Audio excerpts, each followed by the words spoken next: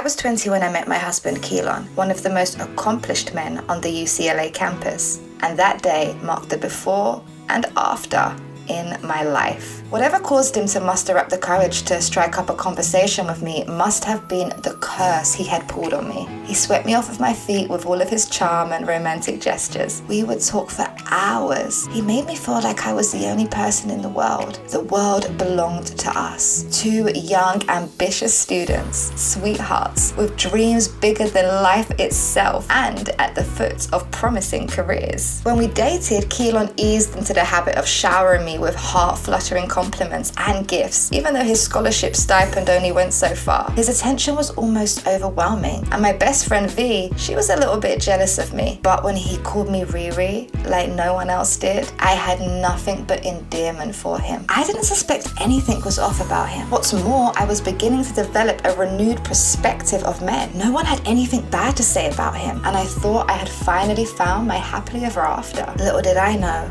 I was getting myself into a nightmare. He proposed to me 3 months after we met, and I thought I was the luckiest woman alive, despite people's objections. To be so young and to have already found the love of my life, it was like winning the lottery. Our love was so strong that we couldn't wait for the wedding, which took place 5 months later. The ceremony was discreet and low budget, but the smiles on our faces were all that mattered. As the months went by, I noticed the cracks in our relationship. It was the minor mistakes or imperfections that I normally wouldn't have reacted to, but Keelan did. The time he would lose his temper whenever I'd watched The Bachelorette beyond midnight made me wonder if he was jealous of the men on the show, instead of actually being serious with his "it's late, we have class tomorrow" claims. It could have been a ploy, but then he did care about his punctuality, so it was so hard to tell. When we were in public, Keelan would change his personality to suit the surroundings. He was like a chameleon. It was hard for anyone to see through his facade. He would be the life of the party 1 minute and then distant the next.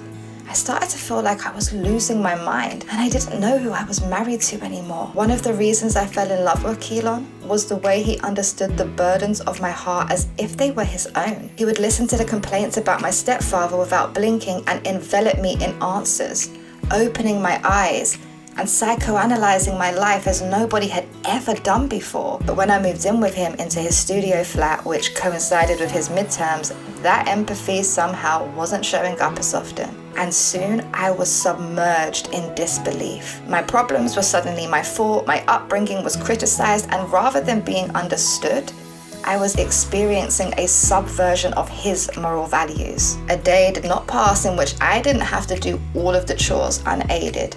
Slowly, I was becoming his trophy wife, doing all his favors. I struggled each day to keep the flat clean and his belly full while balancing with the last of my studies. Fatigue day in and day out. I felt like I was screaming for help, but he faultlessly manipulated me into doing all of the dirty work by playing the victim card and using his studies as a pretense. To add to that, I watched him go about his day, seemingly unaffected by my struggles and emotions. How could he not see that I was in need of his support? The worst part was when I started failing my exams.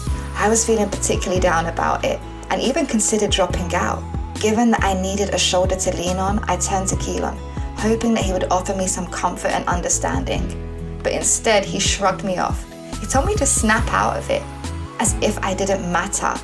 I was stunned, struggling to come to terms with this new side of my husband. One day I confronted him about the direness of my situation. I wanted to open his eyes to my suffering, and I had enough of bending my back for him only to push my career to the back seat. It was always a monologue. It was like talking to a brick wall. He was too busy concentrating for his finals. Naturally, I cried. And while I did, I wondered if that would test his level of compassion. In an instant, he snapped. His mood changed from apathetic to agitated. He started shouting at me and throwing things around the room. I was frozen in fear as I watched him completely lose control of his emotions. His eyes were filled with anger, and I could see the vein in his neck bulging.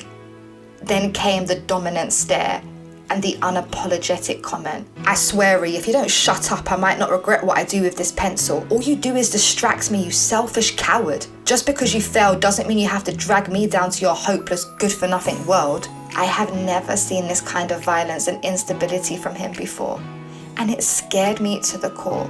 At that moment, I realized I was living with a monster who could turn on me at any moment. That day, I left bursting into tears. I was scuttling on the way to V's apartment when he ran after me and held me from behind. Crying and soaked in his tears, Keelan profusely apologized, begging me for forgiveness. He came up with a couple of reasons why he reacted that way, and despite the potential lies, my heart pitted for him, for he cried much more than I did and promised me changes. But this pattern showed up again and again. At times he would help out and hint at the hope that I could rely on his support again, until he would wriggle a way out of his promises with a carefully fabricated lie. He was unpredictable, unstable. It was a vicious cycle of apathy, hostility, gaslighting, apologies, false promises, and then back to apathy again.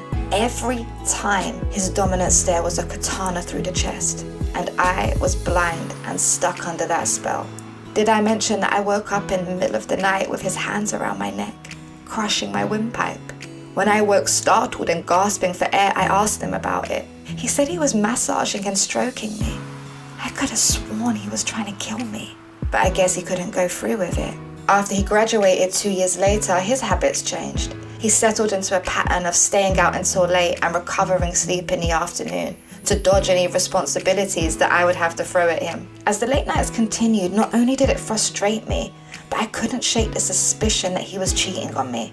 Every time I brought it up, he managed to regain my trust with an expertly crafted alibi. At first, it was a series of post-grad celebrations with his friends, and he would scroll through all the pictures, videos, and text conversations for peace of mind. And when he landed the marketing coordinator job, it was all about business meetings. And accordingly, he presented receipts from fancy restaurants and business cards from people he claimed were his colleagues. Regardless of his evidence and made-up arguments, I had already connected the dots when I saw his Sonia notification. Yet, I stayed silent. The truth was going to come out when he least expected it. By the end of that year, I had developed a severe herniated disc injury from all the excess housework and stress, and as a result, I underwent back surgery. Keelan knew it was partly his fault, and that's why he didn't even bother to visit me post-op, whether it's out of shame or carelessness. Although I doubted he was capable of feeling guilt. And at that point, our relationship had already hit rock bottom, and expecting anything from him was the least of my concerns.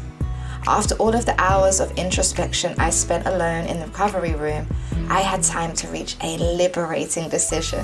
I knew I was going to end the marriage. I had enough. There was no going back, and I wasn't going to look back.